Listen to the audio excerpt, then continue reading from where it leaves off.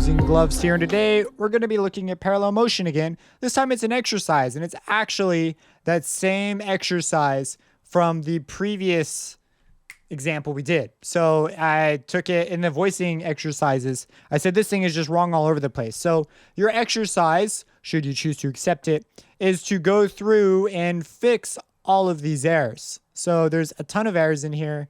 There's a lot of problems with a lot of things. Sonorities are out of space. There are wrong notes in places.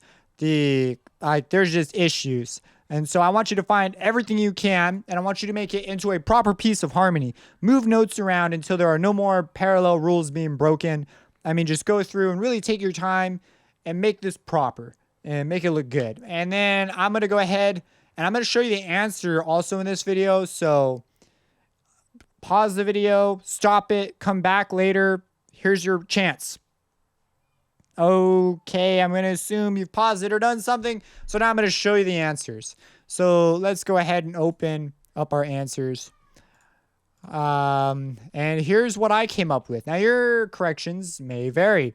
Or maybe you watching this just because you want to see an example of what I mean. So here's my example. And I fixed things around.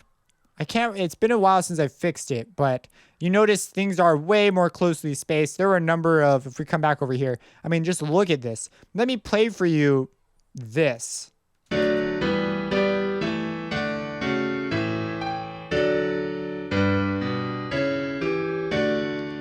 So, okay, no, that's interesting. Now let's play this.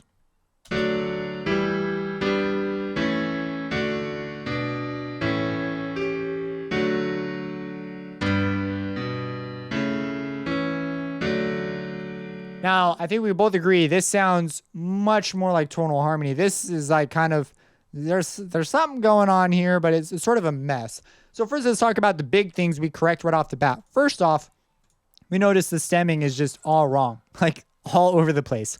So to fix that, you go up to View, Tools, or whatever it is, Edit, Voices, switch, Exchange Voice 1 and 2, and we can fix that right up. Then we go through and the first thing I see is I'm like, okay, this is too far apart. And I ask myself, well, do I want to move this note up or do I want to move this note down? And just so you know, this is like, this range is super high. I know on piano it doesn't sound that crazy, but if you get a singer to sing this, that's you're going to think twice. So I've generally moved most of my melody notes down. And if we see here, the notes are in a much more reasonable range. Now this is granted, this is now a little bit low, but we're working here. Okay. So, all right, that's fine. And so after we fixed the stemming and we got our notes in a more reasonable range, it's time to go through and check our notes. So I went through, I can't remember where the wrong notes were, but there were a couple that were just plain old wrong. So I fixed those up and yeah, I found those. I know you'll come across them as you do it chord by chord. Then you just zoom in here and you say, all right, well, I'm going to start with my first chord. And so right off the bat, I'm going to put my key down. I don't have a key here. And I'm like, all right, I'm going to move in D major. And so I'm moving around in D major and I left my accidentals there because, good habit to think in the key. What the heck? Well, as a final product though, you'd want to add a key signature and get rid of all the accidentals because these are all redundant. Musicians don't need to see all this stuff. They're going to be like, why didn't you just put a key signature there? And so we're moving around and we're checking for parallels and thirds and fifths. And I'm going through my checklist one by one, making things okay. And one of the things that you want to consider is your tempo. If you don't have a tempo marking on your piece of music and you're just going by, you need to take time and consider the tempo. If you just go by the stock tempo, like you're letting MuseScore make decisions for you. As a composer, you don't want to do that. And so if you want 120, you better have a friggin' quarter note sign that says equals 120. Because I know that's one of the first things instructors will criticize is like, where's a tempo marking? Now you could write allegro or adagio or something, some sort of a tempo marking. Just having nothing there. That's like, did you even consider this? It's lazy composing. Like you didn't take the assignment seriously. So you always want to put one down. I know I'm sort of blowing it up, but seriously, I've seen instructors just talk about this for like so long. So you just go to tempo, drag one on there. Typically the quarter note one. Some people open up the mixer. I have one instructor that prefers opening up the mixer and just changing the tempo just to see what it sounds like.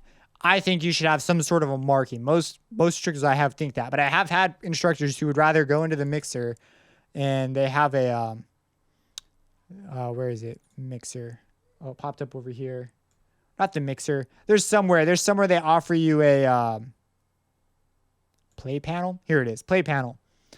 They will change it here. They would move this tempo value. I mean, you could do that if you want, I guess. Yeah, I mean, you consider the tempo, but really, let's make it a little more formal. And I mean, for all intents and purposes, if it's 120 and you want to keep it at 120 or whatever the stock tempo is, then just make it like 121. Granted, drummers might maybe be able to tell the difference between 120 and 121, but it just shows that you considered things. So, okay, anyways, I'm done with that spiel. Promise not to do that again. I might mention it, but won't talk that long. And we put it in there. I mean, I don't really have that much else to say. Let's point out some obvious instances where there were some serious problems. So, for example, here, this is a serious problem. Two voices move in unison, and what the heck is this? So, major issue right here. So that had to change. So the way I dealt with that one is I simply kept one voice and I extended it. So I kept this voice on a C, and now it's oblique motion up.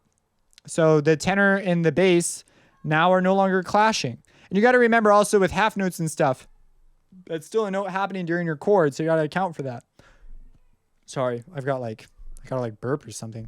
And there you have it. Typically, you're gonna want to end on a 1 chord. A 5-1 is a very strong ending, and I picked the chord progression for you, so it's not like anything crazy. I don't remember if there were any problems with the chord progression.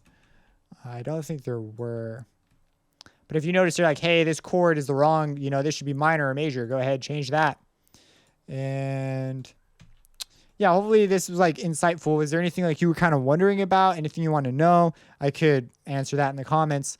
But that's that. That's the exercise. Subscribe, support me on Patreon. I deeply appreciate it, and have a blessed day.